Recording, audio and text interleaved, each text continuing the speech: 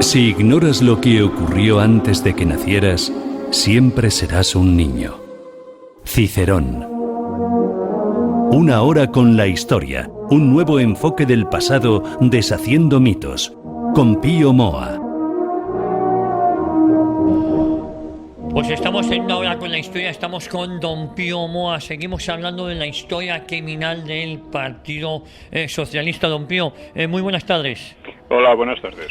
Bueno, primero estamos de enhorabuena, ya está el libro, su última novela, yo creo que eso hay que mencionarlo, ya tendremos tiempo de hablar en un futuro de esa nueva novela, ¿no? Sí, claro, espero que pronto les llegue, porque saldrá el día 13, aunque ya está en Amazon, creo, ¿no? Eso es, ya está en Amazon, con lo cual ya mismo va a estar disponible para el gran público en grandes librerías y en superficie. Se lo he preguntado muchas veces, pero sí que me gustaría que nos dijera a todos los oyentes de qué se trata la novela, por qué tenemos que acercarnos a leerla, porque yo creo que puede ser una buena lectura para este verano, ¿no? Bueno, es una novela que trata del ambiente estudiantil en 1967, los años 60, pero particularmente en el 67, porque el lector puede ver, por ejemplo, que es ese año, porque hay alguna referencia a la reciente muerte de Che Guevara o al suicidio unos meses antes de la cantante esta posible...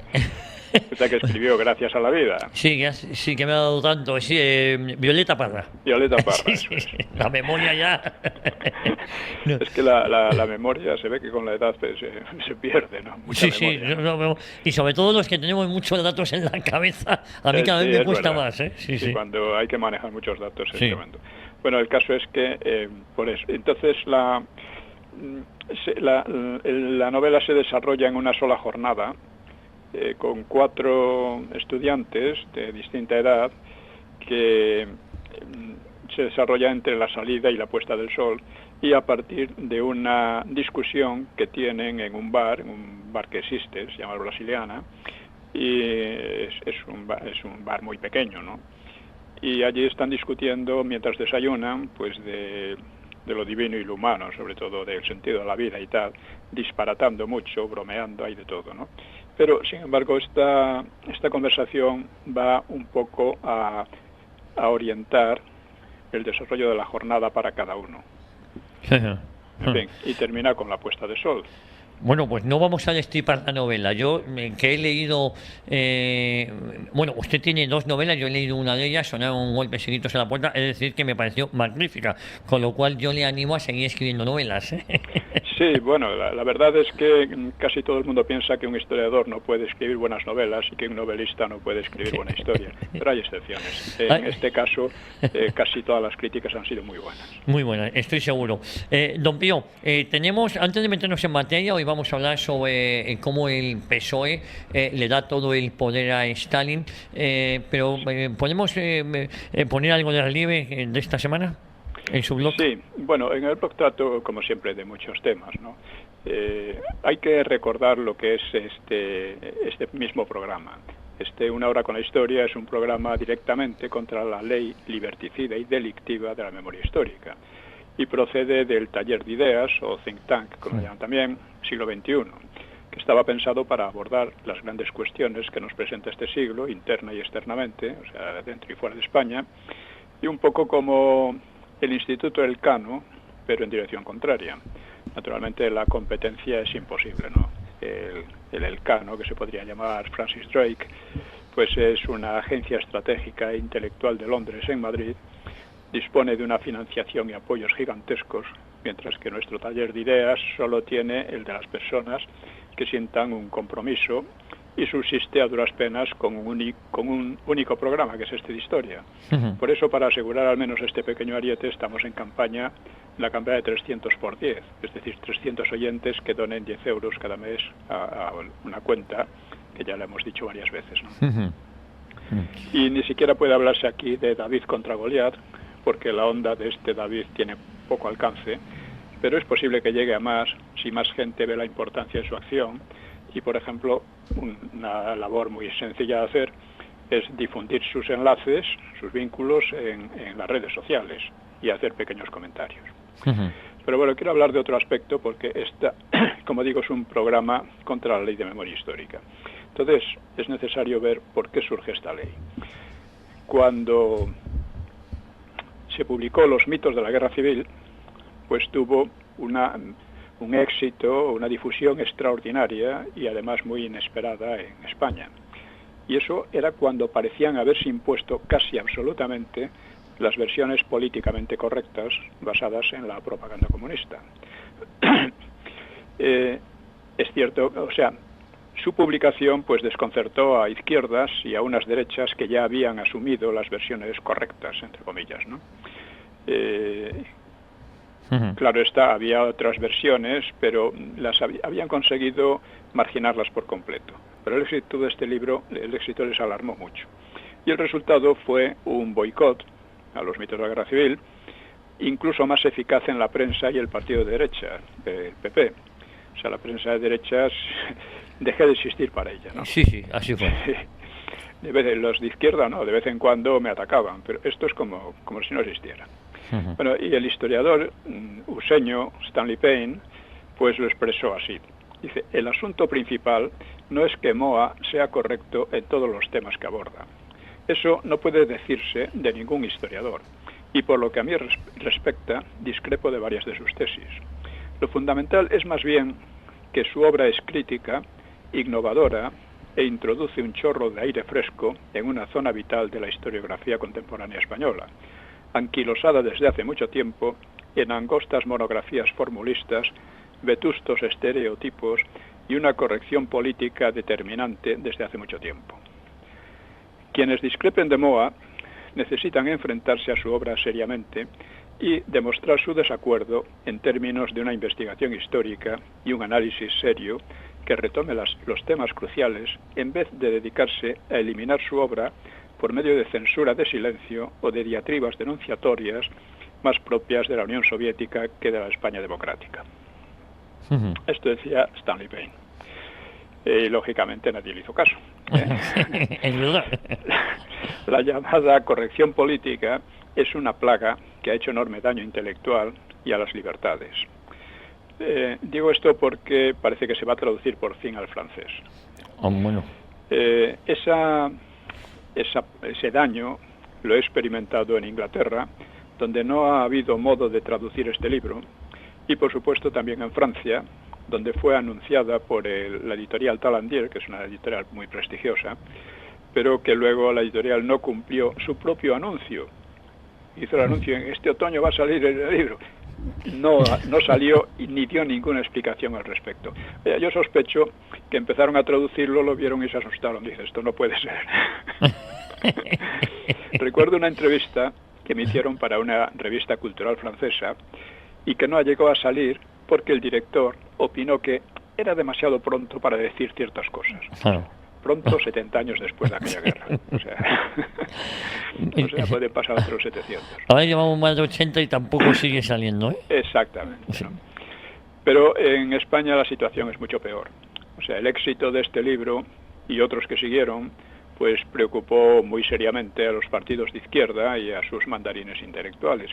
Porque hay algo que la gente no quiere darse cuenta, y es que la política general de estos partidos se basa en la falsificación de la guerra civil, la falsificación del Frente Popular y la falsificación del franquismo. Y si esto se les viene abajo, yo creo que ya no saben qué hacer. Y como son incapaces de sostener un debate libre, pues terminaron por elaborar esa ley de memoria histórica, que no es casual. El libro mío salió en el 2003, siguieron saliendo varios, y la ley de memoria histórica empezó a plantearse ya en el 2006 y salió en el 2007, ¿no? O sea, lo que pretende la ley es dictar desde el poder lo que los ciudadanos deben saber e interpretar sobre el pasado de su país. Eso es precisamente lo que hacen regímenes como Corea del Norte o Cuba, no una democracia. Una ley que fue aplicada también por el PP. Y todos ellos se llaman demócratas, sí, con un par. Es todo lo contrario, ¿no? Sí, sí, mucho valor. Como la amenaza de esa ley no llegaba a intimidar a algunos, pues han decidido dar un paso más, ampliándola a una ley de memoria democrática, que pretende encarcelar y arruinar a multas a quienes discrepen de la versión políticamente correcta, es decir, norcoreana, sobre la historia de España. con una perversión típica del lenguaje, que es muy propia de todos los totalitarismos, pues llaman democrática a una ley que atenta directamente contra las libertades de opinión, expresión, investigación y cátedra. Me gustaría llamar la atención de los lectores franceses y por supuesto españoles sobre un proceso totalitario en España que podría contagiar antes o después también a Francia si no se le opone una resistencia enérgica que lo impida. Quienes deberían ir a la cárcel son quienes, abusando del poder y pervirtiendo el lenguaje, intentan precisamente cercenar las libertades más elementales. En esto, en el blog, por ejemplo, estoy tratando la cuestión del antifranquismo, ¿no? Combatir el antifranquismo es esencial. Y ya he explicado por qué de muchos modos. El antifranquismo es el cáncer de la democracia y de la propia unidad española. Y una forma de atacar ese cáncer es exponer qué fue y a qué necesidad histórica respondió el régimen de Franco, como he hecho en los mitos del franquismo. Pero es más eficaz a corto plazo identificar la catadura de quienes atacan. O sea, en el antifranquismo coinciden la ETA Bildu, Podemos, PNV, los separatistas catalanes, el PSOE, el PP y Ciudadanos. Todos juntos y en unión, contra Franco, que murió hace ya bastantes años. Sí, sí. O sea, y claro, hay que preguntar, ¿creería usted lo que dice esta gente? O sea, en el antifranquismo coinciden los que quieren sustituir la historia veraz por una memoria histórica amasada con propaganda comunista y amenazas contra las libertades. Y hay que preguntarse también, ¿por qué odian tanto a Franco los corruptos, socialistas y separatistas? Será porque son corruptos, ¿no? Claro, sí, efectivamente, sí. Bueno, he venido tratando también en el blog otros temas, por ejemplo, últimamente, uno que es muy interesante desde un punto de vista casi filosófico, ¿no? Y es en relación con la Odisea. Como sabemos, la Odisea parte de que Odiseo, o Ulises, renuncia a la inmortalidad que le propone la ninfa Calipso para volver con su mujer. Y claro, esto es una elección rarísima, parece que elige la muerte. Y esto es un poco el tema de la Odisea, y es un tema que que es sorprendente y tiene una profundidad extraña. Trato en el blog de provocar alguna discusión sobre eso, ¿no? También he estado hablando de la historia naval de España. O sea, si usted pregunta a cualquiera, aquí o fuera, ¿qué país tiene un historial naval más importante? Le dirán que Inglaterra. Claro. Pero no es así. Algunos incluso, es España, ¿no? Algunos incluso, alguien me comentaba, que lo había puesto unos comentarios míos en Internet sobre eso, en Twitter y por ahí, y que le decía, no, Colón era genovés, Magallanes era portugués, los marinos eran vascos, o sea, como de español nada, de España nada, ¿no? Bueno, la verdad es que nadie sabe dónde nació Colón. Sería interesante una investigación a fondo sobre los documentos genoveses, la famosa Raccolta. No vayan a ser al final como los mapas vikingos de América, ¿no? Sí, pero todo falso. Claro, puede ser y puede no ser, Sí. Pero naciera donde naciera, era español naturalizado. Magallanes era también español naturalizado. Eso pasa lo mismo que muchos useños actualmente destacados, personajes importantes de la cultura o de la política de USA, pues han nacido en otros países, pero se naturalizaron en USA, se han nacionalizado, y son useños, claro. Claro, y además todas las campañas pagadas por los Reyes Católicos, por España, vamos, no por los Reyes Católicos, sino por España, ¿no? Sí. O sea, es el ataque a España. Por una parte, además, es curioso, porque por una parte dicen que España no existió, pero por otra parte la atacan de una manera feroz. O existió o no existió, porque según muchos de estos empieza a existir. Unos dicen que con la llegada de los Borbones, otros dicen que con la Constitución de 1812, que por cierto nunca se aplicó, o sea que España seguiría sin existir. Y hay incluso quien dice, creo que lo ha comentado Cayetana Álvarez de Toledo en alguna ocasión, que es la Constitución del 78 la que da nacimiento a una España real. Es más, Azaña decía que ellos iban a crear España por primera vez. Sí. Claro, todos estos disparates pues son peligrosos al final, porque lo que tratan es de desvirtuar la historia, de disolver a España como nación, y con ello, claro, dan aliento a los separatismos, a los totalitarismos y a cualquier cosa. Por otra parte, los vascos, que ni mucho menos fueron los únicos, porque había muchos muy importantes, andaluces, santanderinos, gallegos, catalanes, ¿no? Pero aparte de eso, los vascos eran españoles, se sentían españoles. Eso de que no eran españoles se lo inventó el Sabino Arana, en contra de lo que pensaban los vascos realmente, ¿no? Bueno, pues, claro, alguno me dice, es que usted desprecia las contribuciones inglesas o los portuguesas. Dice, ¿cómo puede decirse que los españoles fueran superiores? Bueno, pues puede decirse, primero no desprecio nada, ni a los holandeses, ni a los franceses, que todos tienen su propia historia naval muy destacada, ¿no? Pero todos ellos vienen después de España y a cierta distancia, ¿no? El cruce del Atlántico y del Pacífico, la primera vuelta al mundo, el establecimiento de relaciones por mar nunca antes existentes, o sea, la propia idea del mundo que hoy tenemos, eso viene de las empresas navales españolas. Bueno, y eso ya marca una diferencia básica con todos los demás. Los demás siguieron, bueno, los portugueses hicieron su parte, pero mucho más limitada, y los demás siguieron sobre lo que había hecho España, ¿no? Pero lo que pasa es que también la decadencia sobre todo mental en España, hace que prácticamente nadie haya reparado en los hechos mencionados, que yo, claro, los destaco, por ejemplo, Nueva Historia de España, el libro Nueva Historia de España. En general, los historiadores los ignoran.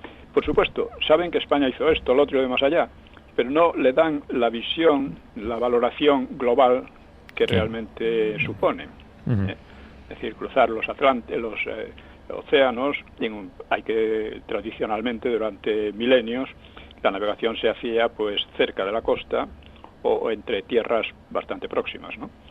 Pero es con España cuando eso cambia de manera radical y eso nos permite ver el mundo como conjunto con sus continentes y sus océanos, y además con las relaciones entre unos y otros. Así que, claro, no es raro que los mismos españoletes que te salten con la Invencible o con Trafalgar o con esa idiotez de Colón, Magallanes y los vascos. Lo de la Invencible fue seguida de la Contrainvencible, de la contraarmada inglesa, que esa sí fue un desastre tremendo para Inglaterra. Pero parece que todo fue el año siguiente, ¿no? Sí, y todo el mundo pretende ignorarlo, o lo ignora simplemente, ¿no? O el caso de Trafalgar.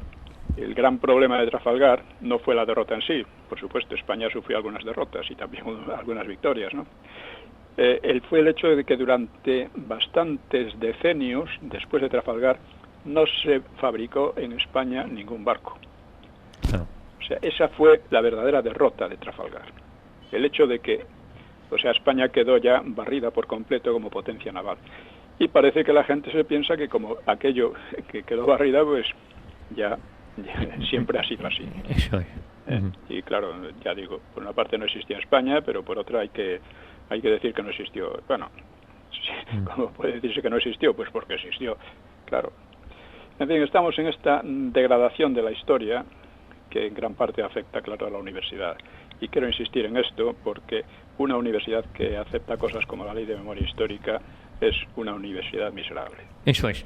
Estamos en esa fase de reescribir el relato de lo que pasó y si perjudica a España, casi mejor. Lo de este país es, sí, me atrevería a decir que casi único, ¿no? Sí, siempre. Esto es una cosa que viene de la leyenda negra, que asimilada en España e incluso ahondada todavía, ¿no? La leyenda negra, en cierto modo, es lógica. Bueno, hay una parte que ha sido creada por un español, por Bartolomé de las Casas, que era un monje medio pirao, medio, perdona, esta expresión es un poco vulgares, ¿no? Sí, pero eso sí, ¿eh? Pero es verdad, no estaba muy bien de la cabeza, estaba lleno de odio y su capacidad de calumniar a los españoles es asombrosa. Lo he tratado en Nueva Historia de España, analizando sus informes, vamos a llamarles de esta manera, ¿no? Pero claro, lo lógico es que esto lo aprovecharan todos los que entonces eran enemigos de España. Los ingleses, los franceses, en fin, los protestantes en general, pues lo aprovecharon muy a fondo a este hombre, ¿no? Los informes sobre la destrucción de Indias, que él llamaba, ¿no? Y que eso, en fin, en Nueva Historia de España hay un análisis a fondo de las falsedades evidentes, porque son evidentísimas, ¿no? O sea, las exageraciones y las calumnias, ¿no? Bueno, pues eso, ya digo, digamos, la leyenda negra parte en cierto modo de nosotros y ha sido aprovechada por todos los enemigos de España. El problema es que a partir del siglo XVIII empezó a difundirse también en España y sobre todo en el XIX pues ya tuvo una fuerza tremenda. ¿Por qué? Porque el siglo XIX empieza con la guerra de independencia, la guerra contra la invasión francesa. Esta guerra consiguió echar a los franceses, pero se realizó con la ayuda de los aliados más indeseables que podríamos tener, que eran los ingleses, ¿no? Los ingleses aprovecharon la resistencia española contra Napoleón y para ellos fue una ocasión, primero, de atacar a Napoleón y, por otra parte, de profundizar en la destrucción del Imperio español, porque al mismo tiempo que aquí ayudaban, estaban tratando de desmantelar el Imperio español,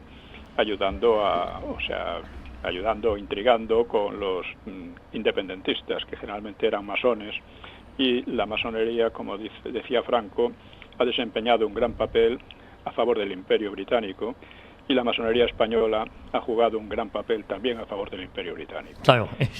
Claro, en el siglo XIX España alcanzó su máximo de decadencia, ¿no?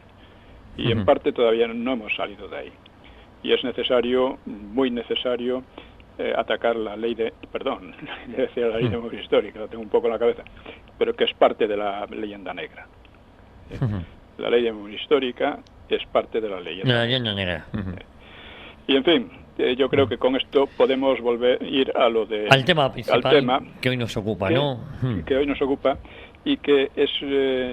alguien me ha dicho que, en fin, que estos programas ya le aburrían un poco porque era siempre sobre el Partido Socialista y su historia. Ahora, yo lo comprendo porque muchos dan por sabido ya lo que aquí estamos diciendo, pero claro, yo le decía, mire usted, si usted lo da por sabido, pues difúndalo, porque hay muchísima gente que no lo sabe. Que no lo sabe. Y el gran problema que tenemos es que nadie conoce la historia criminal del PSOE, casi nadie, muy poca gente. Es que ese es el problema, ¿no? Entonces yo entiendo, pero esto va también, primero para recordar, segundo para que se difunda y tercero pues para que se conozca, ¿no? Claro, porque eso, conociéndolo, las maniobras que hace el PSOE son mucho más difíciles. Eso de presentarse como defensores de la democracia y cuando son los peores enemigos de ella, ¿no? Y han sido toda su historia, por ejemplo, ¿no? Claro. Pues eso es tremendo. Bueno, vamos a hablar hoy de un hecho fundamental en relación con la guerra civil. El otro día hablamos del genocidio, de las checas, de todas estas cosas que hay. Alguno preguntaba por qué se pongo las checas con K. Pongo las checas con K porque si no parece que es de Checoslovaquia, ¿no? Claro. Las checas parece que son de Checoslovaquia. Tradicionalmente se han escrito con C, pero sí. Con K pues explica claramente que se refiere a la Checa, que fue la policía secreta absolutamente genocida que creó Lenin, al mando de Dzerzhinsky, que era un aristócrata polaco, pero bolchevique. Bueno, pues las checas fueron eso. Y lo escribo con K para evitar la confusión. La confusión con Checoslovaquia, no tiene nada que ver. Bueno, pues estamos en que apenas comenzó la guerra civil, recomenzó la guerra civil en el 36, pues los dos bandos vieron la necesidad de aprovisionarse de armas modernas en el exterior, ¿no? Esta necesidad era mucho más urgente para los sublevados, porque apenas disponían de industrias, excepto la fábrica de armas de Sevilla. En cambio, el Frente Popular disponía no solo de la artillería de Asturias y de las fábricas de armas en Guipúzcoa, sino también de la industria pesada de Bilbao y de la potente industria textil de Barcelona y su entorno. En Barcelona tenían también la fábrica de coches de lujo y motores hispano-suiza. Esto es curioso, esto debe saberse. Los motores hispano-suiza de avión pues habían sido en la Primera Guerra Mundial los mejores y los más vendidos. Sí, como en la Segunda Guerra Mundial fueron los Rolls-Royce ingleses, en la primera fueron españoles. Eran de origen español, ¿no? O hispano-suizo, si se prefiere, ¿no? La mayor parte de estas industrias era adaptable a la producción de guerra. Pero aquí es decir, que ya el Frente Popular tenía una ventaja enorme, cuantitativa y cualitativa, sobre los nacionales de principio, ¿no? Pero los experimentos revolucionarios, pues lo que hicieron fue bajar rápidamente la capacidad productiva de estas industrias. O sea que fueron unas bajadas tremendas, ¿no? Que en cuanto llegaron los nacionales y reconquistaron aquellas zonas, pues la producción experimentó de nuevo, se puso de nuevo al nivel anterior, ¿no? Bueno, este fallo pues podría corregirse con el tiempo, pero de momento la adquisición de armas en el exterior se volvió casi tan acuciante para el Frente Popular como para los nacionales. Desde el primer momento los nacionales trataron con Alemania e Italia, y el Frente Popular con Francia e Inglaterra. Inglaterra se retrajo de ambos enseguida, ¿no? Francia estuvo ayudando al Frente Popular durante casi toda la guerra de una manera disimulada. Inglaterra no. Inglaterra lo que trataba era de evitar que uno de los bandos recibiera una cantidad de armamento que le hiciera excesivamente potente, ¿no?, sobre los demás, ¿no? Bueno, aparte de las industrias, el Frente Popular tenía otra ventaja decisiva, que eran las cuantiosas reservas de oro y plata del Banco de España, que eran las cuartas del mundo, y con ellas podría comprar todas las armas necesarias. Sobre esto hay que decir que algunos creen que este oro y tal, que venía de la época imperial, no tenía nada que ver en absoluto. El oro venía sobre todo de la Primera Guerra Mundial, de las divisas y el oro obtenidos por las transacciones económicas, transacciones comerciales de España, a favor de los aliados fundamentalmente, porque España permaneció neutral y en ese sentido se benefició mucho económicamente, ¿no? Bueno, y este es el punto absolutamente clave para entender la guerra civil. Esta necesidad de armas y la utilización del oro del Banco de España. Esto iba a determinar en medida muy alta la evolución política y militar de la guerra. Bien, pues yo creo que aquí tenemos que exponer en líneas generales el escenario europeo, porque es en ese escenario en el que se imbrican los sucesos de España. La guerra civil fue uno de los acontecimientos más importantes de los años 30 y despertó una atención enorme y una enorme emocionalidad, no solo en Europa, sino incluso en Asia, sobre todo en Filipinas y por supuesto en América. Recuerdo que en una obra de Mao Zedong sobre la guerra prolongada, creo que era, pues hablaba de que era necesario en China crear varios episodios como Madrid, cuando Madrid resistió a los nacionales. Sí. Estaba muy equivocado, pero bueno, da un dato del interés que despertaba. En Filipinas, por supuesto, mucho más, porque la influencia española, el recuerdo de España, pues era muy fuerte. Además, como saben nuestros oyentes, o muchos de ellos, cuando USA se quedó con Filipinas, después de haber hecho promesas en contra a los independentistas filipinos, pues desarrolló una guerra absolutamente genocida, ¿no?, de una brutalidad terrorífica. Esto debería ser conocido también. Bueno, pues una causa de este interés en el exterior, pues fue que en España se concentraban las tensiones políticas y sociales que de una manera u otra estaban desgarrando a las sociedades europeas. Había también otros factores más propiamente españoles, como la cuestión religiosa, pero que también iba a tener alcance mundial por la proyección política, por la proyección del catolicismo en el mundo, ¿no? Bueno, pues por aquel tiempo el panorama europeo estaba muy enrarecido por la efervescencia social y las crecientes rivalidades entre las potencias fascistas, Alemania e Italia, y las democracias, las principales Francia e Inglaterra, y por otra parte la Unión Soviética.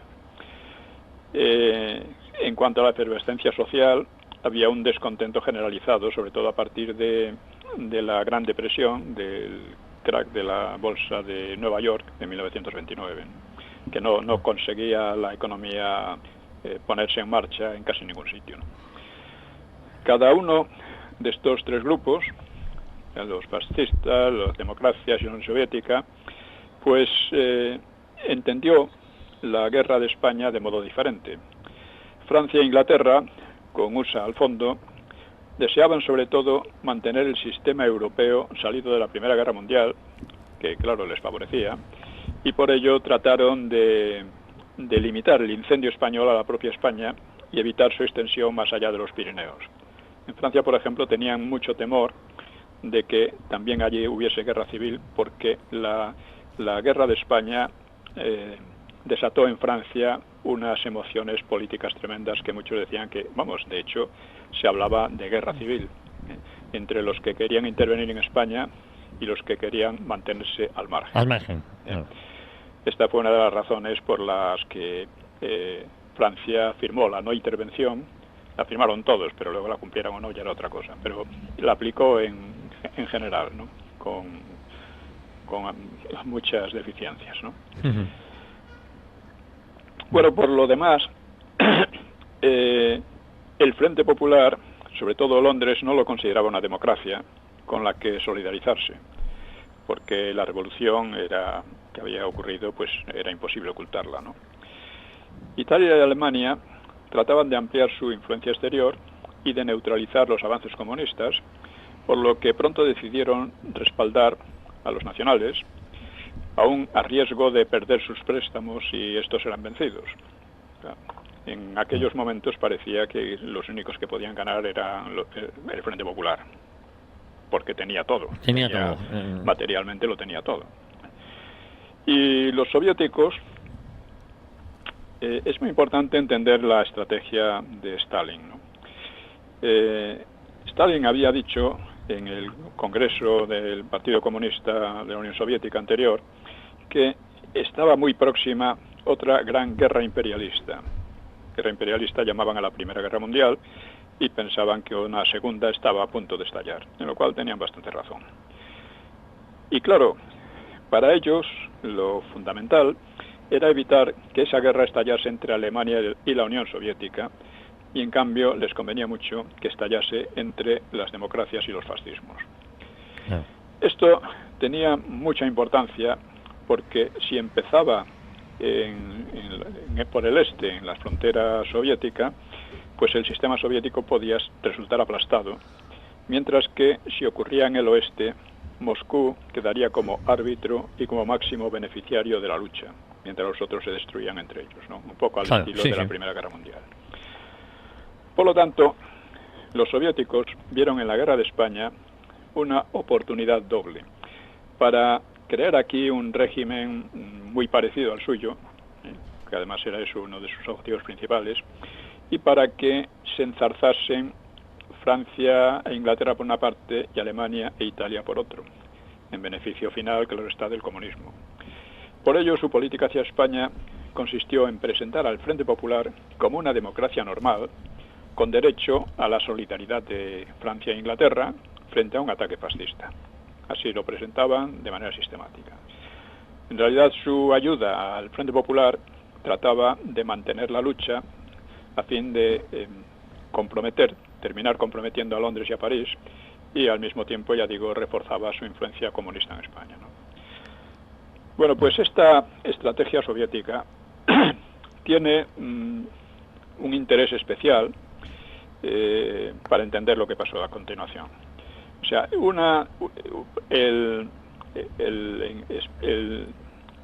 los soviéticos mandaron al comité de no intervención a un diplomático llamado Iván Maisky, y este habló una vez con Lord Plymouth, o sea, el representante inglés, Plymouth. Sí. Y después de invocar la defensa de la paz, pues Iván Maisky tocó otras teclas. Le dijo: admitamos que Franco triunfa y que Alemania se asienta en España. ¿Qué será entonces de las inversiones británicas en España? ¿Qué será de sus comunicaciones marítimas con Oriente, sobre las que penderá Hitler? ¿Qué será de Francia, a la que Alemania amenazará no solo de frente, sino también por la retaguardia? ¿Cómo pueden ustedes, los ingleses, resignarse a semejantes perspectivas? Efectivamente, trataba de meter a los ingleses aquí directamente, ¿no? Y claro, eso parecía incomprensible, pero el inglés lo explicó a su modo, un poco cínico.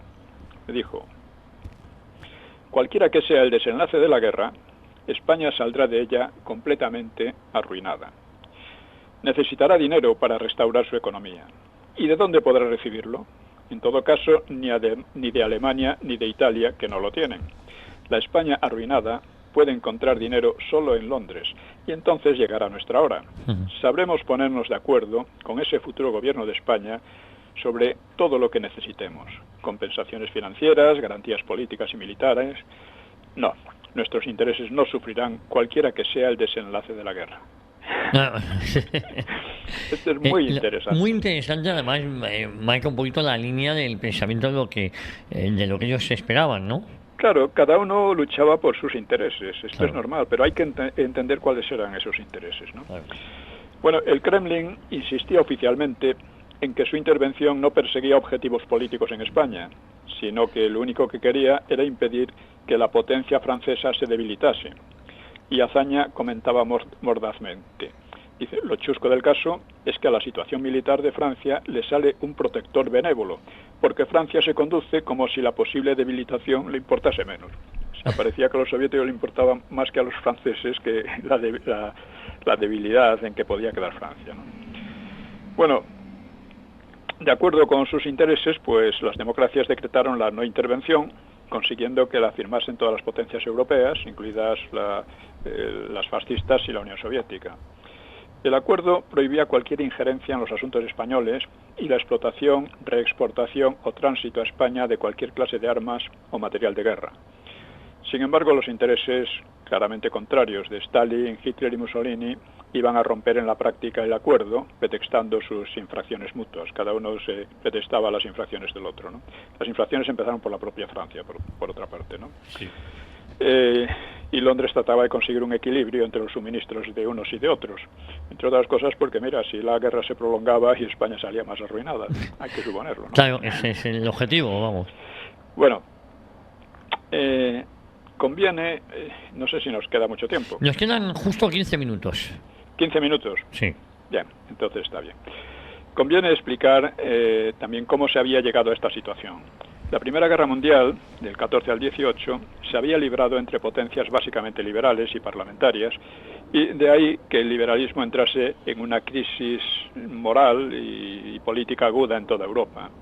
La guerra había concluido con la derrota de Alemania y Austria-Hungría, firmada en Versalles, y para evitar nuevas guerras se fundó una sociedad de naciones, con sede en Suiza, donde debían discutirse los desacuerdos entre países. Pero las fuerzas de la historia seguían otra dirección. O sea, en primer lugar, aquella guerra había dado lugar en Rusia a la primera revolución comunista de la historia, que además tenía una tremenda sugestión para millones de personas en todo el mundo, porque pensaban que allí se estaba creando una nueva sociedad libre de los problemas tradicionales del capitalismo y anteriores incluso, ¿no? Y además esa revolución tenía un empuje expansivo tremendo, ¿no? Que eso se vio, por ejemplo, dio lugar enseguida a insurrecciones o guerras civiles en Finlandia, en Alemania, en Hungría, invasiones soviéticas en Polonia y países bálticos, y una subversión a menudo muy violenta en otros países, ¿no? Así que varios regímenes demoliberales se vieron incapaces ante la agitación comunista y dieron paso a gobiernos autoritarios, y en Italia y en Alemania a los fascismos, aunque hay que distinguir el fascismo italiano del nacionalsocialismo alemán. Fueron muy distintos en muchísimas cosas, pero bueno, por seguir la regla, les llamamos fascismos a todos ellos, ¿no? Bueno, la crisis demoliberal empeoró con motivo de la Gran Depresión, posterior al hundimiento de la Bolsa de Nueva York en el 29, como dijimos, lo cual marcó toda la década de los años 30, acentuando la inestabilidad política y social en todo el mundo, sobre todo en Europa, ¿no? Y es en este gran escenario donde la guerra de España se convirtió en uno de los acontecimientos más relevantes, que suscitó pasiones y división social en otros países, como dije antes, en Francia, sobre todo, ¿no?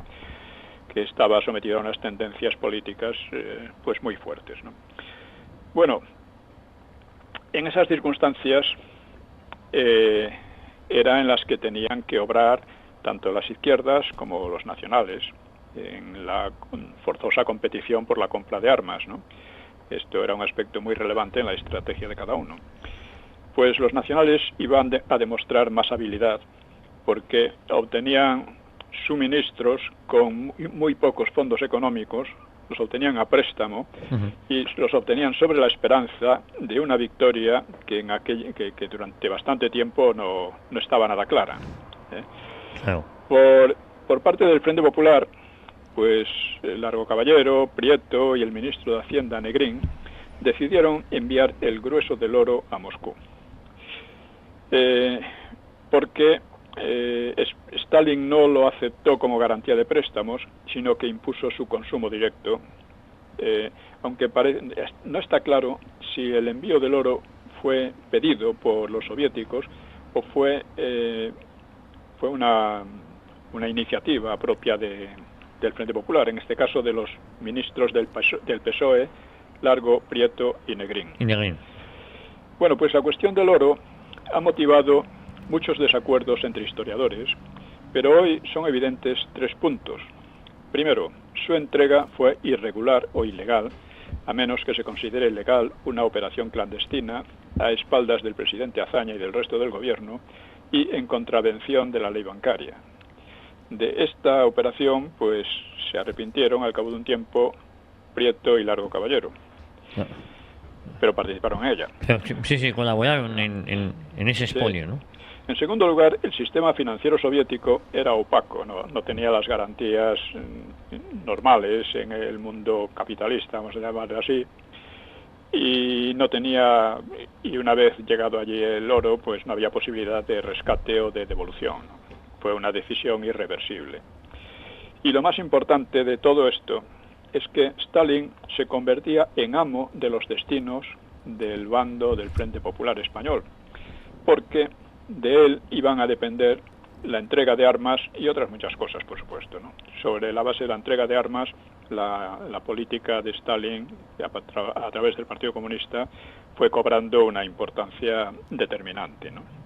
Esto, Largo Caballero iba a lamentarlo mucho en sus escritos. O sea, yo he estudiado los escritos de Largo Caballero en la Fundación Pablo Iglesias y es verdad. Después de haber decidido mandar el oro a Rusia, estaba quejándose constantemente de las injerencias, de las órdenes, de las iniciativas que venían de los asesores soviéticos a través del PC o directamente, etcétera. Y el hombre, pues claro, intentó rebelarse y la consecuencia fue que lo echaron casi a patadas. Sí. Debe destacarse esto, porque la mayoría de las historias de este asunto pues lo oscurecen. El envío del oro a Rusia fue la medida político-estratégica más decisiva, más trascendental que tomó el Frente Popular en su historia. Con ella firmó su dependencia de Stalin y, de paso, la prolongación de la guerra durante 2 años y medio más. En fin, el nivel analítico de la mayor parte de la historiografía en torno a esta historia, pues se manifiesta en que en lugar de centrarse en este dato, en este detalle crucial, que es decisivo, ¿no?, pues casi siempre se pasa por alto en beneficio de discusiones interminables en plan técnico-legalista, de leguleyos, que tienen importancia, ¿no?, pero en definitiva son secundarias desde el punto de vista histórico. Así unos hablan de que si técnicamente estuvo mal hecho en cuanto al aspecto legal, o no, otros lo justifican, otros hablan de si el oro se consumió o no se consumió, O sea, Sí. todos estos son aspectos importantes, pero secundarios. Pero muy secundarios. Lo fundamental es que el Frente Popular pasó a depender totalmente de Stalin.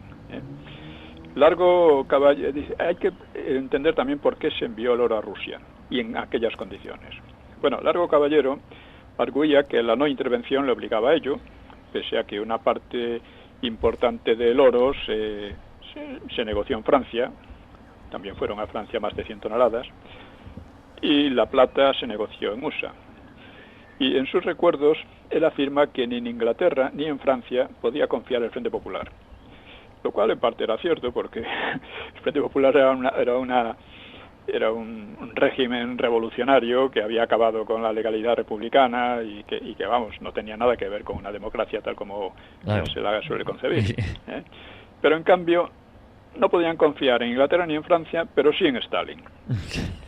Así que la causa real de la medida estriba con la mayor probabilidad en la simpatía de los socialistas, y Largo entonces era el primero, el Lenin español le llamaban, pues esa simpatía que tenían hacia el sistema soviético. Este dato también lo pasan por alto casi todos los historiadores. Oiga, sí, posiblemente tendría dificultades en negociar aquello con Francia e Inglaterra, pero es que el modelo para Largo Caballero y los demás era la Unión Soviética, no era Francia o Inglaterra. Se habían pasado toda la vida, desde el 1933, atacando a la democracia burguesa, diciendo que era una mentira y que no valía para nada, ¿no? Bueno, pues Negrín comprometió a Azaña, como presidente nominal de la República, que en realidad era presidente del Frente Popular, pues le comprometió a firmar el decreto reservado que le presentaron. El decreto decía: se autoriza al ministro de Hacienda para que en el momento que considere oportuno ordene el transporte, con las mayores garantías, al lugar que estime de más seguridad de las existencias en oro, plata y billetes que hubiera en aquel momento en el establecimiento central del Banco de España. Claro, es fácil de entender la trampa. Azaña no podía considerar que el lugar más seguro fuera Moscú, a 4.500 kilómetros de distancia, y con difícil comunicación, ajeno a las normas y garantías financieras internacionales, y sin posibilidad de vuelta a España, porque esto era lo que realmente ocurría. El lugar realmente seguro, pues, era por ejemplo, la base naval de Cartagena, y además allí se trasladó en una primera etapa el metal. A Azaña se le ocultó durante un tiempo el envío a Rusia, porque, según explica Largo Caballero, dice, se hallaba entonces en un estado espiritual verdaderamente lamentable. Y es verdad, Azaña enseguida empezó a darse cuenta de que la guerra no estaba tan ganada como parecía. Y Prieto Prieto terminó informándole y dice: nunca lo había visto tan fuera de sí. Me anunció que iba a dimitir inmediatamente. Bueno, la verdad es que Azaña se pasó medio Frente Popular diciendo que dimitía, pero nunca llegó a hacerlo. Además es curioso que Azaña en sus diarios no dice nada de este asunto. Y es un asunto decisivo, que de un modo u otro le comprometía gravemente, ¿no? Y Prieto, en sus recuerdos, pretende no haber conocido la operación, sino que casualmente coincidió en Cartagena con el envío del oro, ¿no?